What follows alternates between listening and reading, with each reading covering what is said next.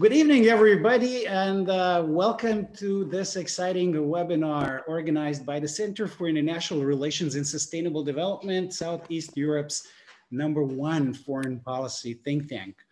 We are proud publishers of the foremost journal of foreign affairs in our part of the world, the only one available on JSTOR, Horizons. And so far we have been privileged to host exclusively as authors or physically in Belgrade some of the most spectacular intellectual and political leaders of our times. So after the likes of Neil Ferguson and Joseph Nye and John Mearsheimer, this evening we're hosting another great scholar, one of the foremost legal minds of America. Tonight we're doing it in partnership with the Faculty of Law of the University of Niš, one of the most prominent academic institutions in Serbia. Our guest is, as I said, a great legal mind, a legendary lawyer and professor of law, Alan Dershowitz.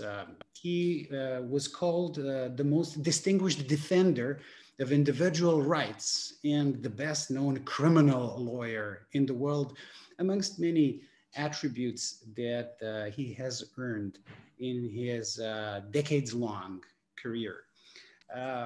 He has become the youngest professor at Harvard Law School.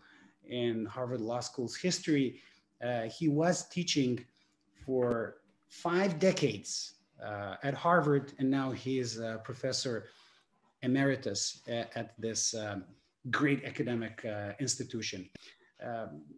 Among his clients, he had some very notable people, O.J. Simpson and Harvey Weinstein. He was also part of the legal defense team of Julian Assange, and most recently part of President Donald Trump's legal team in the impeachment proceedings in the US Congress. He is author of several books about politics and law. I'm not gonna mention all of them because there'll be too many of them, but I will mention The Case for Israel and The Case for Peace, which are the two pieces not directly related to legal work, but to peace and geopolitics of the Middle East, something that we would hopefully touch upon in our conversation. So Professor Dershowitz, it's a great honor to have you with us, and I'm gonna dive straight into questions, if you don't mind, sir, and ask you a question. What does it take for a liberal, lifelong Democrat to take up the defense of President Donald Trump?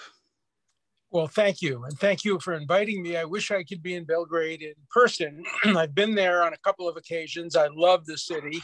I love the people in the city. And of course, I've met a lot of your countrymen over the years, both as students of mine and as clients over the years. Now, it's really easy for a liberal Democrat to defend a Republican president. All you have to do is love the Constitution and human rights and civil liberties more than you love partisan politics.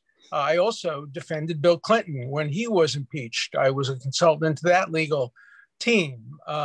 I would have defended Hillary Clinton had she been elected president and been impeached. So I put the Constitution and I put legal rights above partisan politics. My view was that President Trump was unconstitutionally impeached. The Constitution only permits impeachment on 4 grounds: treason, bribery, or other high crimes and misdemeanors. And he wasn't charged with anything that fit those criteria. So I felt very comfortable in defending him against unconstitutional charges of impeachment. What is, if there is like an abuse of office as a charge, doesn't the abuse of office or presidential power, abuse of presidential power, is it not something that falls into one of those four categories, like other misdemeanors? It would if we had a parliamentary system like in most European countries. In most European countries, which are democracies, not republics. We are a republic in the United States. In most European countries, the head of state can be dismissed simply on a vote of no confidence. And when the American Constitution was introduced, there were those who wanted to base criteria for impeachment on the British model of maladministration, doing a bad job in office. Mm-hmm. And James Madison, the father of the Constitution, rejected that, saying that would turn us into a British parliamentary system. We want to have a strong executive who can only be removed from office essentially upon conviction of criminal type behavior. And abuse of office is not criminal type behavior, it's political type behavior. And so, no, the framers of the Constitution rejected the European model. And basically, Richard Nixon was doing something that was actually a criminal, and therefore the impeachment in his case, unlike in Trump's, was proper. Was okay. His impeachment was proper. In my speech to the Senate, I used Nixon as an example of the only impeachment that was ever proper in the United States. The Clinton impeachment was improper. He committed a crime, but it wasn't a high crime. It was a low crime. It was a crime of personal lack of integrity rather than an abuse of his office. So to be a high crime, it has to be both a crime and it has to be something that affects his office. It can't be a personal crime that has no impact on governance. And so I made that argument. I think I made it successfully. I was criticized for making it by many academics who took a different view than the one I took. But I think my view is based on the history of the passage of the Constitution and of the precedents. Basically, I'm going to stick to the case of Donald Trump because it has fundamentally shaken American politics, the 4 years of Trump presidency, and it has shaken up the world in so many ways. But the world was stunned in the aftermath of the American election when President Trump came out at that famous press conference. We were in the middle of the press conference. Most of the TV stations in America stopped, interrupted the broadcasting of President Trump's press conference.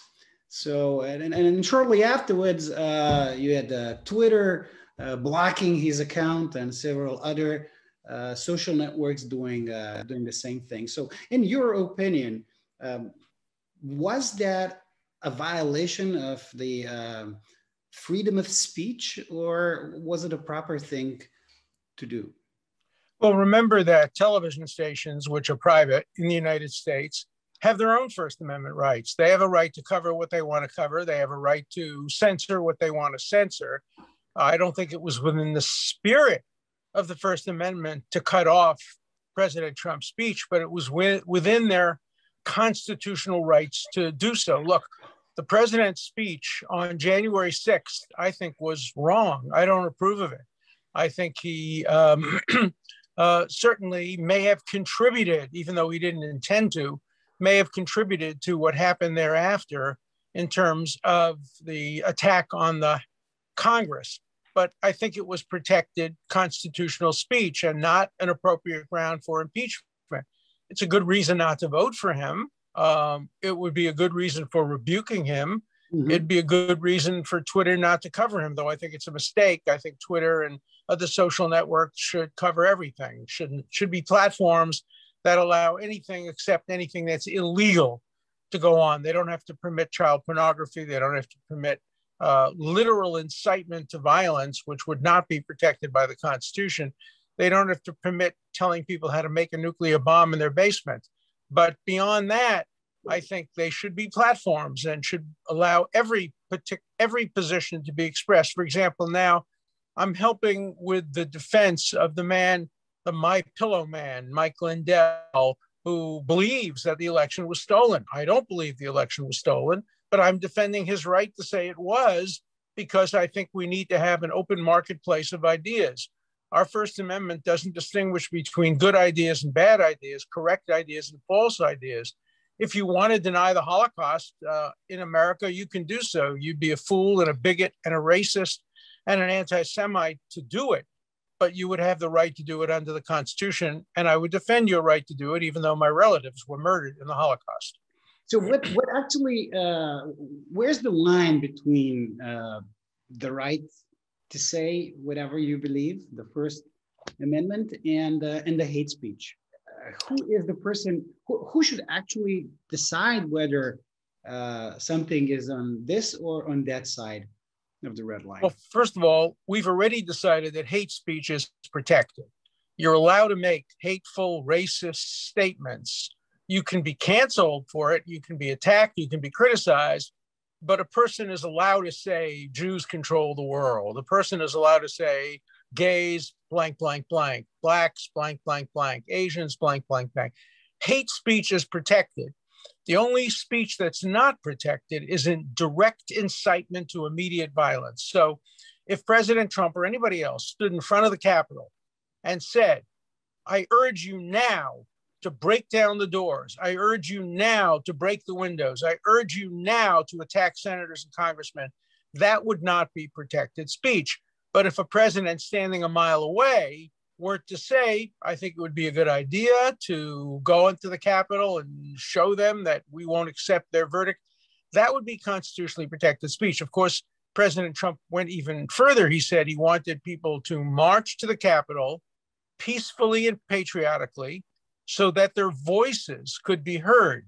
That's completely protected constitutional speech. That falls plainly on the line of protected speech. But the line between advocacy and incitement is often a difficult one, and courts have to draw it based on the totality of the circumstances. The leading case was a case called Brandenburg, where a racist, bigot Ku Klux Klan member, neo-Nazi, named Clarence Brandenburg, stood up in front of a crowd of people who were holding crosses and nooses and guns and said, we have to take revengeance, not a word, but he said it, revengeance on the senators and the congressmen and march on Washington.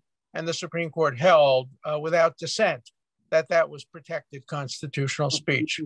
So you basically think that Twitter, did he violate President Trump's right, in your opinion? No, I don't, because Twitter has its own constitutional rights. Twitter has its own First Amendment rights. It's a private institution. Had a state university done that, or a public institution, or the government done that, they would have violated Trump's constitutional rights. But a private person is entitled to refuse to promote speech that they disapprove of. Now we're talking about tech giants. Twitter is amongst them, but they're even more powerful giants like Facebook and Google. And now they're, I mean, this is simply the fact of life. Yes, they are private companies, but their control of the market is so big that one can also argue that if they decide to cancel someone, they are actually, they're not acting with a reasonable duty of care towards the users, bearing in mind the position that they have in this. That's a fair argument. And an appellate judge just 2 days ago wrote an opinion saying the market is dominated by liberal Democrats, and therefore the rules of defamation should change. Remember, too, that the platforms, Twitter and all those, they have a special exemption. They can't be sued under what's called Section 230 of the Decency Communications Act. They can't be sued because they're supposed to be a platform. They're supposed to just let anything go up. But now that they are acting more like a publisher, they're picking and choosing what to censor and what not to censor. They may have lost their exemption under Section 230, and maybe they are subject now to defamation suits and other kinds of suits. They're certainly subject to antitrust suits if they get too big and they dominate the market and they close down the marketplace of ideas to dissenting views. There might very well be a legitimate antitrust concern. Are you aware of this new Polish law that was introduced, which basically says that the big tech firms would be fined a couple of $1 million every time they unconstitutionally censor lawful speech online. And obviously there's a big push against that, but the polls don't seem to mind too much. What do you think about such laws? I would certainly, I would certainly not accept Poland as a paradigm of free speech. As you know, Poland also made it a crime for people to tell the truth about Polish individuals who were complicit in the Holocaust. We know that leaders of the Polish Catholic Church, were complicit in the Holocaust. We know that leaders of the Polish Catholic Church have engaged in rampant anti-Semitism. And when I went to Poland a few years ago to commemorate the Nuremberg trials, I purposely made a speech violating Polish law. I said, I challenge you to arrest me. I believe and I can prove that many Polish individuals, many were heroes, many saved people, but many also were complicit and turned in Jews and disclosed their locations and accepted money from the Nazis, worked together with the Nazis. Many leaders of the Catholic Church did the same thing. By the way, that was true of leaders of the Catholic Church in France as well. There's something called the rat line, where leading clerics help rescue people. Here in the Balkans as well, as a matter Here in the Balkans, I'm sure more in Croatia than in Bosnia, but almost all of Europe has a mixed history, and we're entitled to tell that history. So I don't learn about free speech from Poland, sorry. I do commend the heroes of Poland, the people who stood up to Nazism and the people who stood up to communism. I represented some Polish leaders during the Solidarity time, and I'm a great fan of many Polish people. My family comes from Poland. My family comes from the Galicia area of Poland, south of Krakow. And so I feel an identification with Poland, but on free speech, I think we can do better. I think Bosnia has done better. I think the best countries in Central Europe have been the Czech Republic, that has done a good job in defending freedom of speech, and other countries as well. But Europe has a mixed record, as does the United States. I'm afraid that we're calling you from a country that isn't a particularly bright example of free speech, but I'm gonna maybe leave it for later. I'd like to switch to international law. And, sure. I served as president of the United Nations General Assembly in 2012. And I made what was at the time perceived a highly controversial act. As president, I had a right to call any debate on any topic in the UN General Assembly. And I chose that we should discuss about the role of international criminal justice in the reconciliation amongst nations. And you know, all hell broke loose, and I was pressured like there's no tomorrow by the defenders of international criminal justice.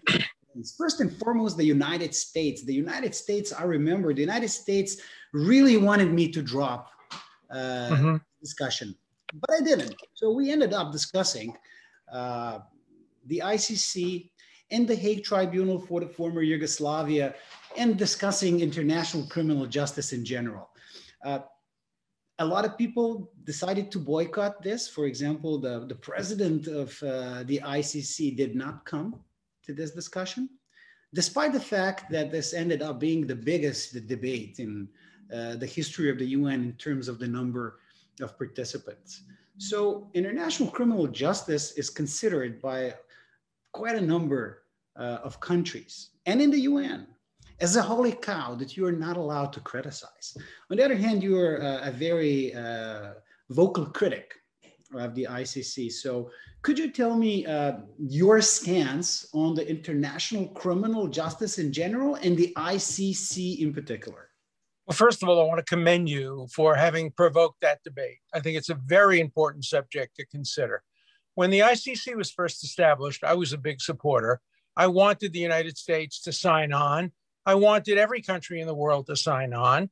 The ICC appointed as its first prosecutor a brilliant, objective, neutral person, and who was absolutely a phenomenal lawyer, somebody who I'd known for years, somebody who had taught part-time at Harvard, and somebody who you could count on to always do objective and neutral justice. And for years under his initial tutelage, there was a lot of support for the International Criminal Court. When he was ultimately replaced, he was replaced by a woman who decided that she had to do affirmative action, basically, in justice. She had to go after Western countries because mostly the previous prosecutor in the previous court had looked at countries that were third world countries, many of them African countries, that had massive violations of human rights. We had genocides, we had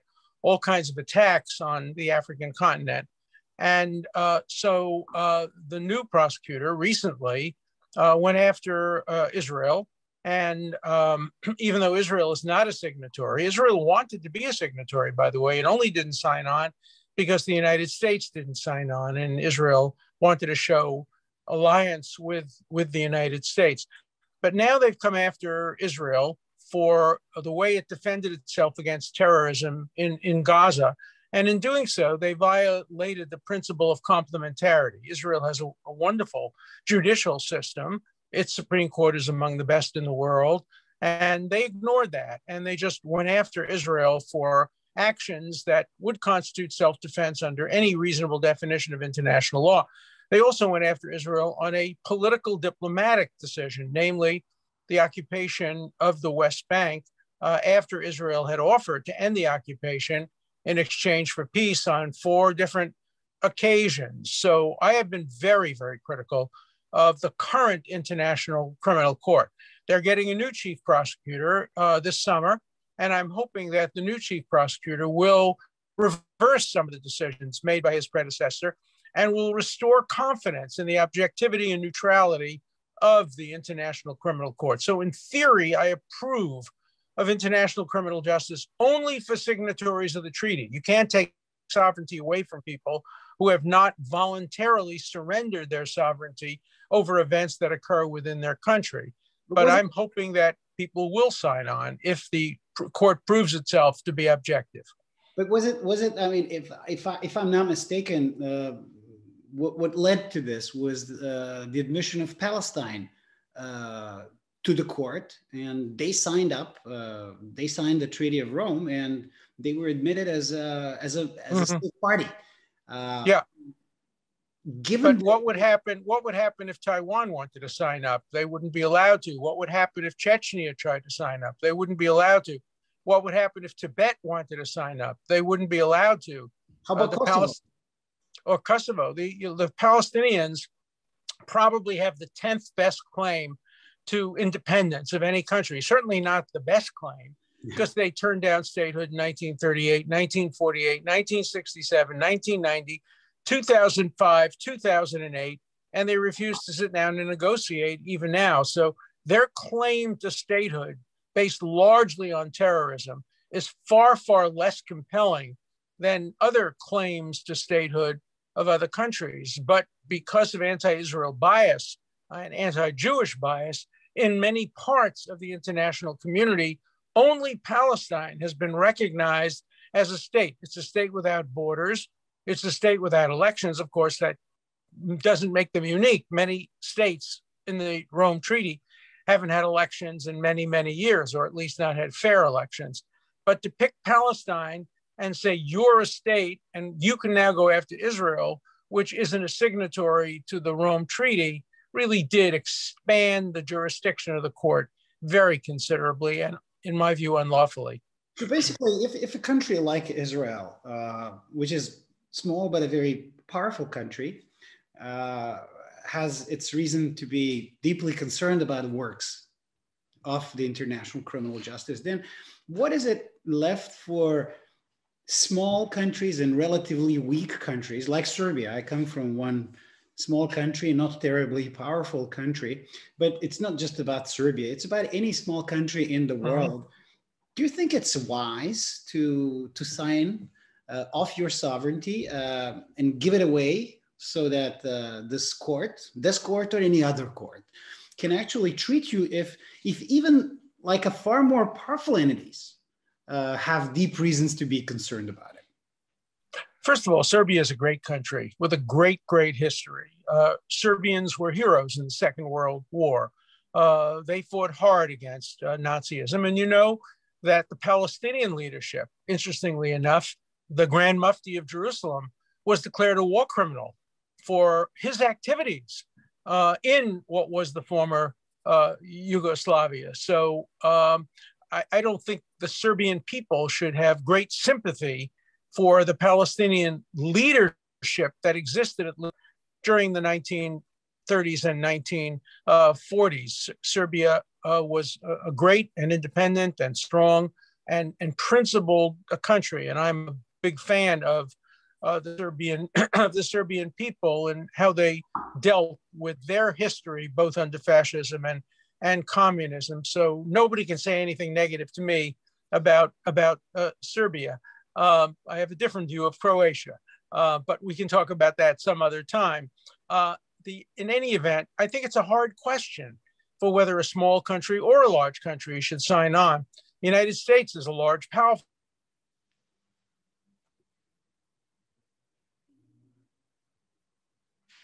of the court over its activities in Afghanistan or in Iraq or other places, because many Americans have been put on trial by American tribunals. There are American soldiers serving in prison. President Trump did pardon some of them, but others continue to serve terms.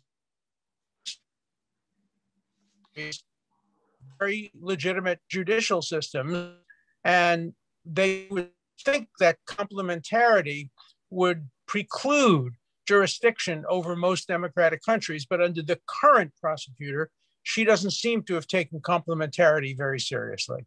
I see. So I'm going to, obviously we don't have, as a country or as a region, we don't have too much experience with the ICC, but we do have extensive experience with the so-called Hague Tribunal for former Yugoslavia. Right. And what is your view of the overall impact and work of the Hague Tribunal for the former Yugoslavia? Well, I've appeared before the Hague Tribunal. I've represented two people. I almost represented a third. I met with Radovan Karadzic in his prison cell after he was arrested. He first asked me to represent him when he was a fugitive, and I don't represent fugitives. And the hostilities were still ongoing. So I declined at that point. And then ultimately, I did not represent him, but I did represent a number of other people in front of that tribunal. And I would say it has a mixed record. It all depends on who the judges are. There are some judges that really do the bidding of their countries. They're not real judges. They just take orders from their own countries. There are some independent judges who are very good and have extremely high reputations for integrity. So I would say it's a mixed picture. For the most part, I think it was fair, but I think it has failed to do justice in a number of cases. But I would say that of most courts that I have experience with, including American courts, sometimes more often than not, they do justice, but sometimes they don't. Mm-hmm. And courts should never be above criticism. We should be able to look at courts and individual judges and make assessments of whether they are satisfying both the biblical command of justice, justice must you pursue, and the civil liberties command of putting justice before party or before country. Oh, now what you're saying is music to my ears, because a lot of us are sick and tired of being, given lectures that everything that the Hague Tribunal said or did has to be considered a holy commandment. Like, no, you're not supposed to criticize any of it. And what you're saying is something that I think a lot of people here in the region are gonna applaud. Good. I think you're right. And I think you should have a skeptical view of every powerful institution in the world, even the General Assembly, which you were the president of, the Security Council. Every institution should be subject to reasonable criticism. But I did not intend to ask you about the International Court of Justice, ICJ, which is something slightly different from the ICC. Yeah, much worse, much worse. So what's your take about International Court of Justice? Well, it's not international. It's not a court, and it doesn't do justice. That's my simple take on it. It's, remember, a court in which the judges are selected by their countries, and often the decisions are made in their country's capitals, not in the halls of the International Court of Justice. They have rendered some terrible, terrible decisions, and I have almost no respect for that court. My mentor, Justice Arthur Goldberg, for whom I clerked as when he was on the United States Supreme Court, wanted very much to serve on the International Court of Justice after he resigned from the Supreme Court. And I did a lot of work on the court, and I recommended against him serving on that court because there are too few judges on that court who are independent of their country, who would vote against their country's national interests. And so I don't think the International Court of Justice deserves to be called a court. It's really a group of diplomats wearing robes to protect them from the usual criticism that diplomats get. One of the most controversial decisions of the ICJ is something that here in Serbia is a subject of a fierce debate for a very good reason. It's a decision related to the massacre in Srebrenica. Right. ICJ called this massacre genocide. And obviously, in Serbia, we have very strong views on genocide, having been victims of a genocide in the Second World War, right, by the Croatian puppet fascist state at that time. So we're very sensitive when it comes to the usage of the word genocide. Nevertheless, the court used it. And now there are a number of international actors, very powerful capitals, including Washington, that are insisting on Serbia and the Bosnian Serbs admitting and embracing the fact that the ICJ called a certain horrific massacre, no doubt, a genocide. We have a problem with that. And what is your recommendation for us in this regard? Well, I think you ought to ignore what the International Court of Justice said and leave it to historians, leave it to experts to determine.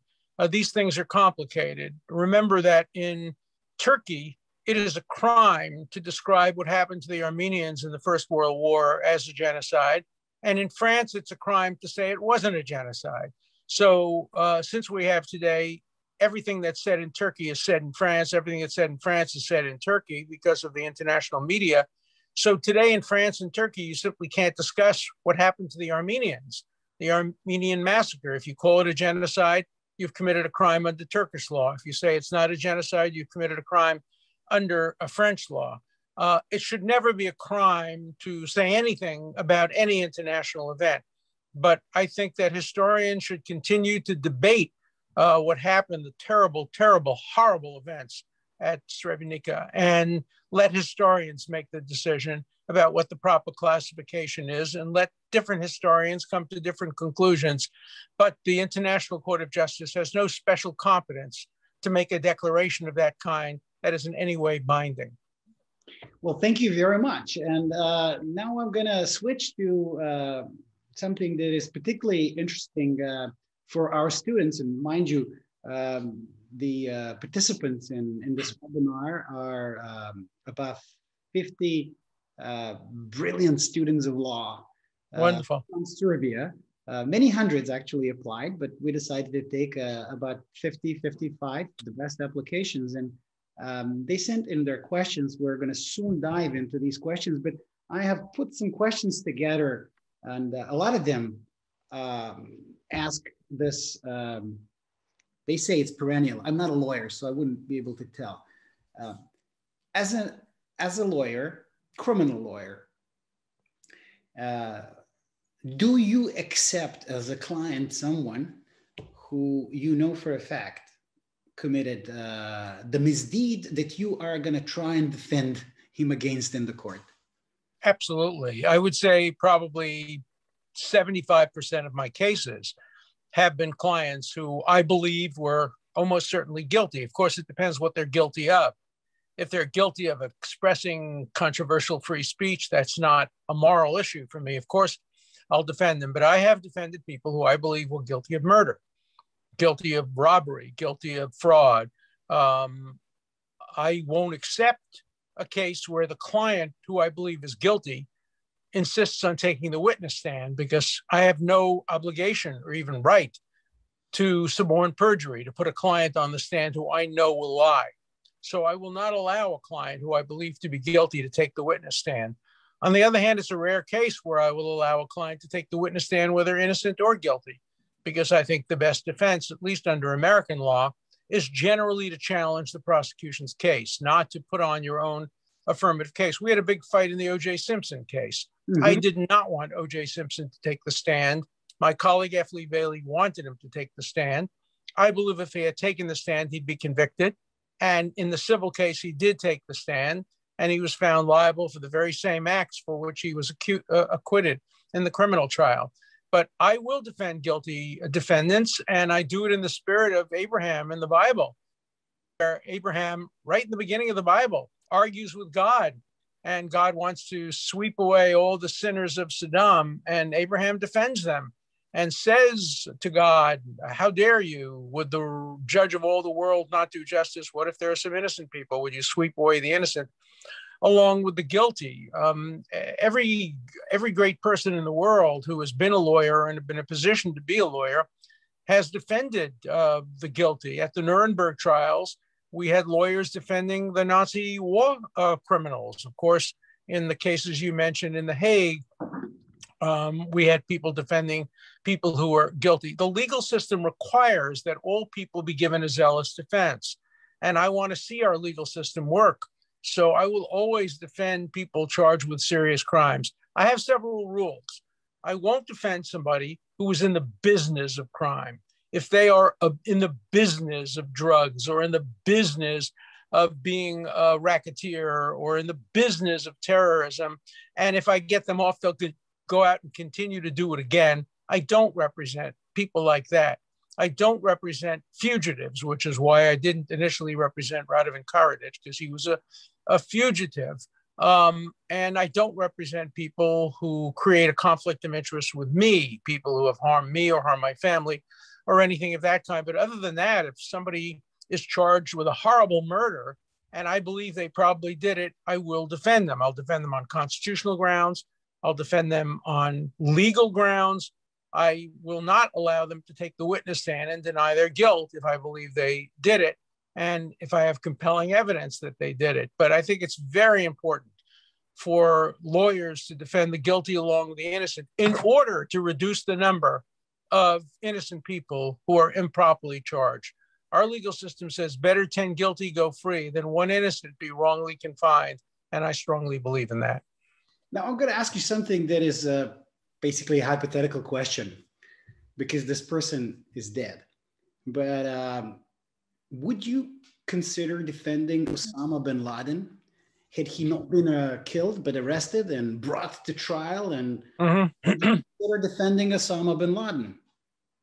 It's not a hypothetical. I used to say in my criminal law class, there are no hypotheticals. I've had all of these cases, and I've defended people like Osama bin Laden. Let me tell you, first of all, I think Osama bin Laden's death was less justified than the deaths of some of the more recent Iranian terrorists who have been killed. Because the recent Iranian terrorists, and they've been criticized by the head of the CIA and by others, those killings have been criticized, but those killings were people who were engaged in ongoing criminal activities. They were engaged in ongoing terrorism. They were trying to build a nuclear bomb to destroy Israel and perhaps to attack American allies. They were engaged in planning terrorist acts. So the targeted assassination of somebody who was a combatant, an actual current combatant, is far more justified than the revenge killing of Osama bin Laden. Osama bin Laden was a has-been. He was out of touch. He had no people under his command. He was living in isolation, running away and hiding. He was killed on the orders of Barack Obama And my understanding is Obama's orders were do not capture him, kill him.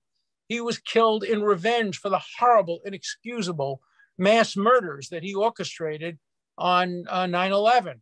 But legally, the killing of Osama bin Laden was far less justified. So if Osama bin Laden's estate asked me to challenge his killing, I would surely do that. If he had been captured, yes, I would have defended him. I probably would have lost, and I wouldn't have allowed him to get on the stand and deny his role in 9/11, which he had essentially admitted. But if no one else would defend him, I would not want to see him go to trial undefended or have his case dismissed because he was undefended. So yes, I would have defended Osama bin Laden. People ask me all the time, would I have defended Hitler? If it was 1943 and Hitler asked me to defend him, I would have gone to a meeting with him and hopefully had the opportunity to strangle him with my bare hands and murder him. I would have regarded that as an apt thing to do. I wouldn't have done it as a lawyer. I would have done it as a humane, decent individual. Killing Hitler would have been a good thing to do in 1943. If he were caught in 1953 and no one else would defend him, it would be a hard question for me because he ordered the killing of people very close to me, the killing of my grandfather's brothers, the killing of many of my cousins who were living in Europe. So I don't know in the end whether I would have defended him, but certainly he would be, no matter who he is, would be entitled to have a defense before he was prosecuted. Remember that when the Nazis lost the war, there were many American generals who said, just take the criminals, the war criminals, Goering and Goebbels and all the rest of them, line them up on a wall and shoot them. And both Franklin Delano Roosevelt, the president, and others said, no, we're going to try them. We're going to give them a fair trial. And they were tried in Nuremberg with Justice Jackson and General Telfer Taylor as prosecutors, and very able German lawyers, some of them anti-Nazi German lawyers, defended these Nazis. Some of them won, some of them lost. A handful were hanged. A few handfuls were hanged. And for the most part, most Nazis lived good lives and died with their grandchildren around them as heroes, even though they had murdered 6 million people and many, many million more in cold blood. So the world did not do justice when it came to the Nazis. Well, this is really fascinating, and I haven't had a chance to ask you everything that I wanted to ask you, but now we are getting into the last 20 minutes of this. Sure. I promised that I am going to convey to you the questions of our students. So I'm going to now dive into that batch. Well, I appreciate the questions because, you know, I have a talk show every day. I have a podcast that's called The Dersh Show. The first half of my name, DERSHOW. All it's missing is the wits, Dershowitz.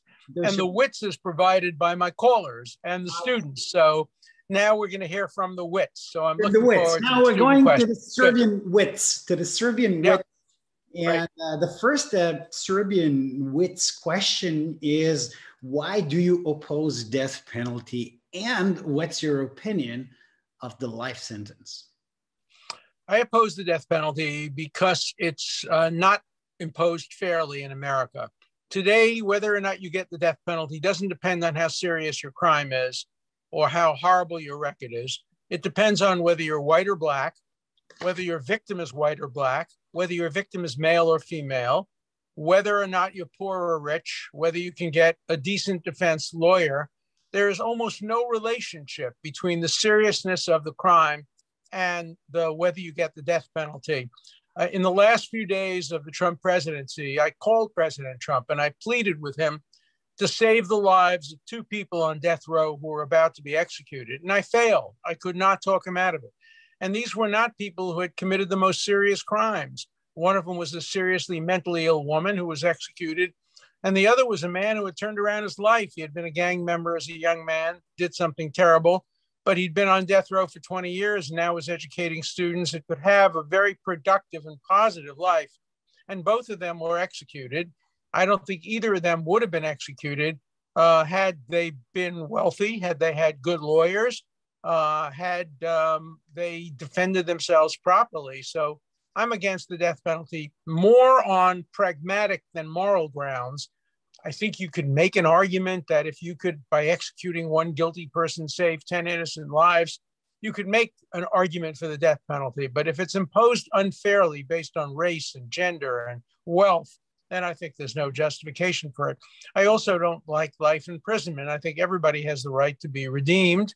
I can imagine life imprisonment for the most extraordinary offenses, but today people serve life imprisonment for relatively minor offenses. Europe has a much better approach. Most European countries have maximums of 15, 20. At least you can see the light at the end of the tunnel in most European countries. In America, we have more people per capita in prison than any other country, and we have more people subject to life imprisonment than any other country, and I think that's wrong. Well, thank you very much for this. And question comes from Niche, as a matter of fact, the faculty of Niche, one student from the faculty of Niche asking you, what is it that affected you most in your career, an event or a person or both? It's a great question. I think the event that probably had biggest impact on me was the Holocaust. I was only 8 years old when the Holocaust was over, 7 or 8 years old. But many of the survivors of the Holocaust came to live in my neighborhood, and I got to know them, and I got to know relatives who survived and who moved either to the United States or to Israel or to parts of Europe. And the idea that little babies, little children could be lined up and walked into gas chambers and killed in order to end the genetic existence of the Jewish people, that had an enormous impact on me. In terms of persons, it's probably my mother, who would have been a Supreme Court justice had she lived 50 years or 100 years later. She was brilliant and energetic, but she lived at a time when she couldn't get an education, so she was a bookkeeper. And she was very ambitious for me and pushed me very hard and told me, encouraged me to go forward and achieve to the limits of my ability. So I think my mother probably had the biggest impact, not my father. My father worked 6 days a week, almost never made a living. Well, he died poor. My family, we were not poverty stricken, but we were on the poor side of wealth, and we struggled for every penny. But my mother, she pushed me very hard. I went to a free public college because we couldn't afford for me to go to a paying college. But then I went to law school, where I did very well and achieved what I achieved. Fantastic answer. Thank you very much. Now, the next question is about Edward Snowden. Do you think that Edward Snowden is a hero or a traitor? And would you consider defending him in the court of law? Well, I think he's both a traitor and a hero. I would distinguish Edward Snowden from WikiLeaks and Assange. Edward Snowden committed a crime. There's no doubt about that. He stole information after committing himself to keep the information secret. So he is a criminal. He is a traitor. He may have a justification for it, a moral justification, which would turn him into a hero. But you can be both a traitor and a hero. And yes, I would defend him. I am defending Assange, so I think I would have a conflict, because to me, Assange is only a hero. He's like the New York Times. He didn't steal anything. He didn't commit any crimes. All he did was publish material that others stole and gave to him, just like the New York Times and the Washington Post published the Pentagon Papers. Remember, I was a lawyer in the Pentagon Papers case. I defended Senator Mike Gravel, who read the Pentagon Papers on the floor of the Senate and was being investigated. And so I strongly believe that it was a good thing for the Pentagon Papers to get out. And I believe it was a good thing for the Snowden material to get out. But Snowden did commit crimes. But yes, I would defend him. So as a follow-up question now coming from me, if Julian Assange is a hero, then who is the villain? Well, there are always a lot of villains to go around. The villains are the people who try to keep secret the sins that America committed that Assange has revealed, sins in the Iraq War, sins in the Afghanistan War, sins in the aftermath of 9/11. We are not a perfect country. Even the framers of our Constitution said to establish a more perfect union, acknowledging that we weren't perfect. We were far from perfect. We were built on slavery and built on racism. So I think it's, we have many villains and many heroes. And the most interesting thing, the debates that's going on now about statues of Jefferson and Lincoln and Washington, is these were both heroes and villains. They were villains in the sense of having slaves, and they were or not in Lincoln's case, but some of his attitudes were villainous, but they were great, great heroes. And so, you know, the Jewish Bible is interesting because all of the heroes of the Jewish Bible are deeply, deeply flawed. There are no perfect figures in the Jewish Bible, unlike Jesus, who's perfect, and Muhammad in the Quran, who's perfect. The Jewish Bible's heroes are all deeply flawed. And I think that reflects the reality. Nelson Mandela, deeply flawed. Gandhi, a racist, an anti-Black racist when he was living in South Africa.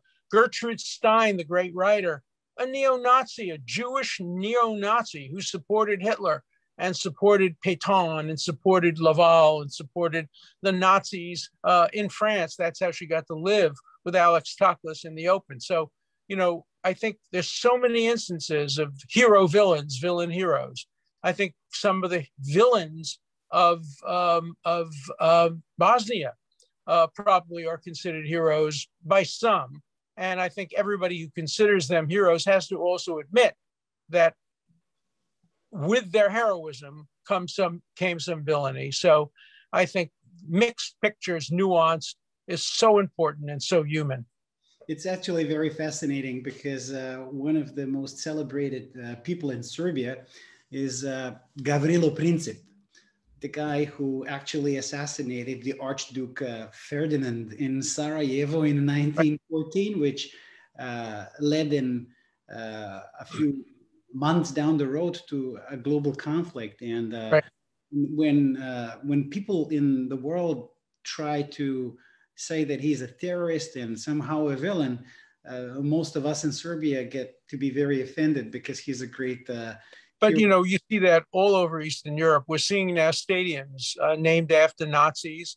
If you go to Kiev, there's a tiny little statue to the Jews who were marched into the woods and murdered, but a giant statue of a man named Khmelnytsky, who murdered over 100,000 Jewish children and women and elderly in a genocidal campaign against the Jewish people. And yet his statue is glorified in downtown Kiev because he was also a great Ukrainian nationalist. And so these issues of who do you recognize and who do you celebrate, I think it's so important that these statues not be in the middle of town squares, but be in museums and in education centers where they can be taught in their complexity, where students can learn, yes, he did this, that is heroic, but he did that, that was villainous. Yes, he was a great Serbian nationalist, but on the other hand, he started a war in which 50 million people were killed. Yes, he fought against communists, but he fought against communists by supporting Nazis. Those are all complex pictures that have to be told in their complexity. And having statues in the middle of town squares defies complexity and nuance because they're just pure heroes. And so they ought to belong in museums and educational places where we can learn about their mixture of villainy and heroism.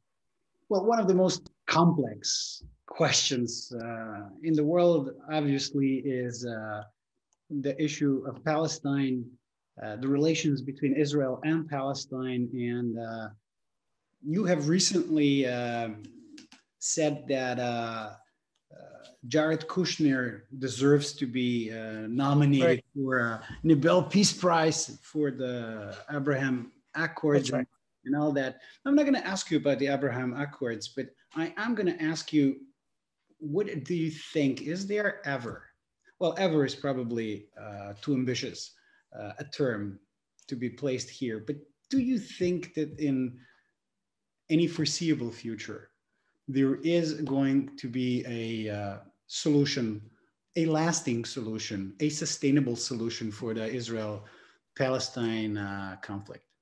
There would have been in 2000 and 2001 when President Clinton and Ehud Barak offered the Palestinians 95% of the West Bank, 100% of the Gaza.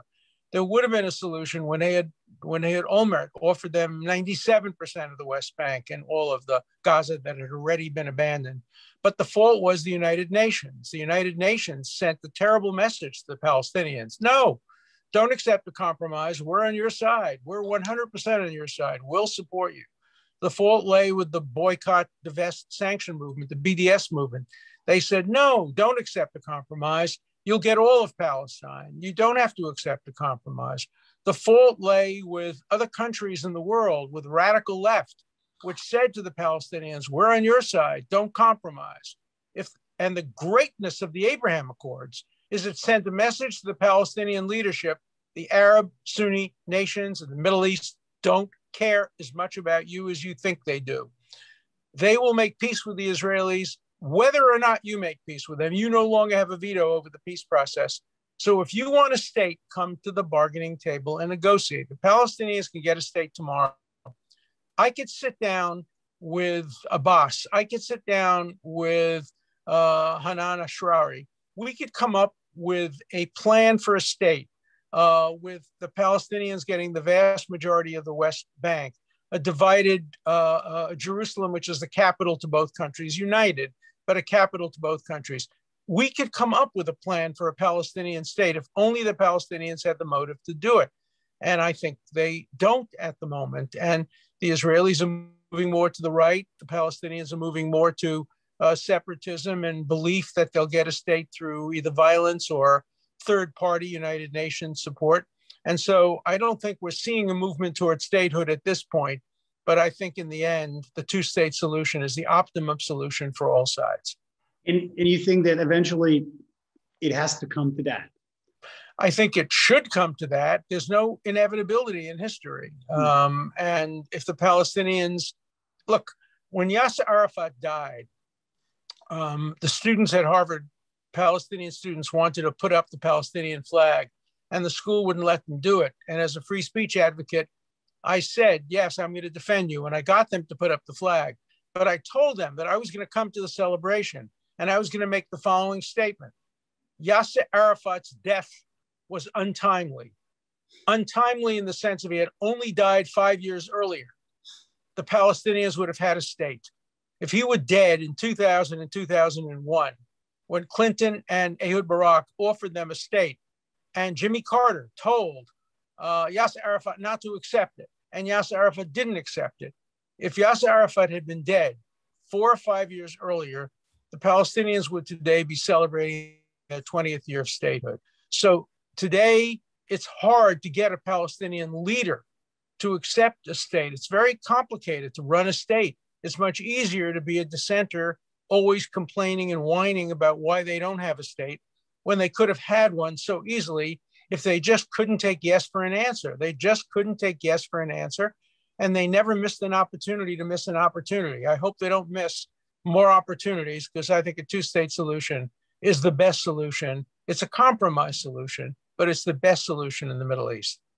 Well, we are obviously following this very, very closely because, as I'm sure you do know, one of the most difficult issues for our country is the status of Kosovo, which Serbia considers our cultural and our spiritual cradle. And Serbia has no intention of recognizing Kosovo as an independent state. And we are strongly pushed by some big powers, including the United States, actually, first and foremost, to do that. So in the negotiations about the future of Kosovo, the tables were reversed in comparison to what you described. And then at some point, it was the Kosovo Albanians who were led to believe that they are going to get everything, so that they don't need to negotiate about anything. And in the end of the day, they did declare independence unilaterally, and the United States recognized this independence. Do you think that what happened in Kosovo, in the case of Kosovo, sets a troubling precedent for international order in general?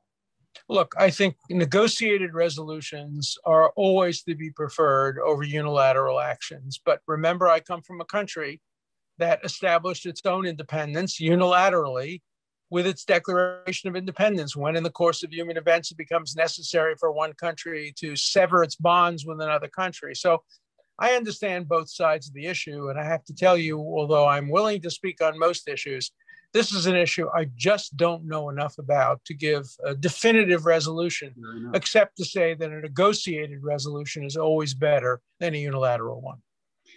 Fair enough. I really appreciate the fact that you're intellectually so honest when you're answering these questions.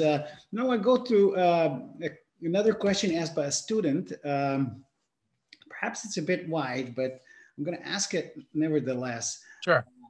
I am graduating from the Faculty of Law of the University of Belgrade, and I really want to go to Harvard Law School. What are my chances to get in? Well, it depends on what your grades are and what your recommendations are, but Harvard Law School loves to take students from all around the world. And I can tell you, we've had students from Belgrade and we've had students from Serbia who have done superbly well. And I, for one, would welcome a student from your country. And so please send me a copy of your application. I'd love to look at it. And if I think it's worthy of a recommendation, weigh in with my recommendation. Not sure it will have much of an impact since I'm emeritus, but I'd love to see more students from your part of the world at Harvard. Thank you very much for that. We're going on to the next question. What was the most complicated case of your career? Oh, that's easy. The most complicated case was when I represented a man named Anatoly Sharansky. He was a Soviet dissident, and I became his lawyer in the late 1970s. I first went to the Soviet Union in 1974 to represent dissidents and to support human rights. And when he was arrested, he was incommunicado. He couldn't call me, but his wife and his mother called me and asked me and another really great international lawyer named Irwin Cotler, the former Minister of Justice and Attorney General of Canada. And the two of us represented Sharansky for a long period of time. And we eventually won. We eventually got him out of prison. He was going to die in prison. And we got him out of prison using legal means, diplomatic means, economic means, political means, you name it. And it was this complexity of means that we used to get him out, which made his case the most difficult. He then went to Israel. He had been married to this wonderful woman, Avital, and he was in his late 30s when he got out of prison. So he was young enough, and she was young enough to have 2 children.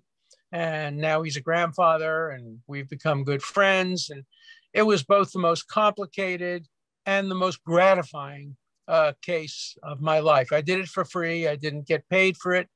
And when he got out and he threw his arms around me and whispered in my ear the Jewish prayer, which in English is interpreted as, "Blessed be those who free the imprisoned, Baruch Matir Asurim." That for me was the greatest fee I've ever gotten in my life, even though it wasn't a monetary fee.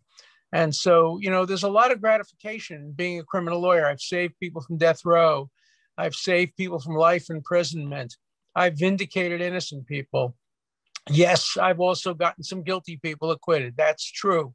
That's the price you pay if you believe that it's better for 10 guilty to go free than for one innocent person to be wrongly convicted.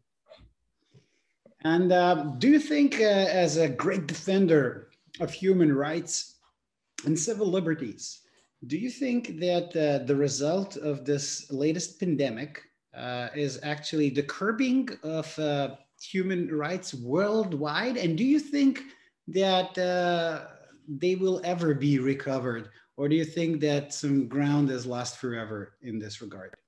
Oh, there's no question in my mind that this pandemic will have enduring impact on our rights. There are so many issues that are raised: the closing down of stores without just compensation, mandatory vaccination, which I support as a last resort, but plainly violates the bodily integrity of people who are objectors, and mandatory mask wearing, which I support again, but understand that compromises individual choice. So I think all of our lives will be changed.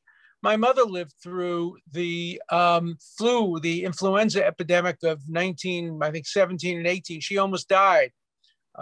She had a very high fever. She had the flu, and she fortunately, for all of us and her descendants, did survive. But she told me that living through the flu, and friends of mine who lived, as I did, through the polio epidemic of the late 1940s and 1950s, these things have an impact forever on the lives of people who suffered, on the lives of those who've lost relatives, but also on everybody's life, because in life you have to make sacrifices when you have existential threats to our existence. So basically, if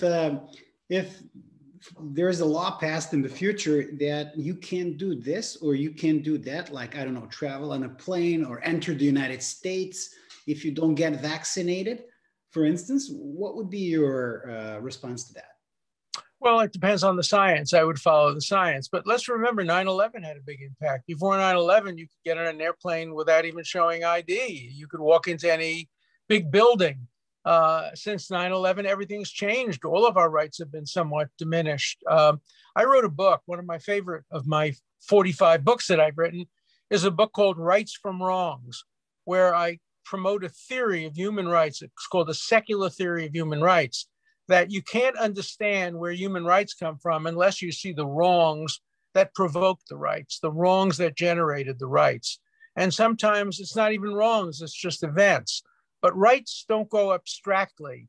They grow out of experience. And I think, as Oliver Wendell Holmes, a great jurist, once said, the life of the law has not been logic, it's been experience. And experience teaches us everything, and it requires us to adapt the law to changing circumstances. Wow, this was very, very deep thought. And although we do have a few more questions, I would love to end on this high and really inspiring note of yours. So, well, let's do it again sometime. I love your questions. They were terrific. I love the student questions. And maybe if things get better and we can fly, I'll meet you in Belgrade. We can have a discussion in person.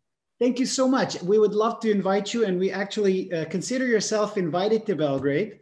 Thank you. To be the guest of the CIRSD. We would be very happy to publish some of your views in our journal, Horizons. And thank you very much, Professor Dershowitz. It was an honor. It was a privilege to talk to you. I feel much more knowledgeable right now. Well, I feel more knowledgeable too, having learned from you. And so may you go from strength to strength and continue to do great things. Thank you for the honor of being on your. Thank you very much, Professor Dershowitz. All the best to you and your family.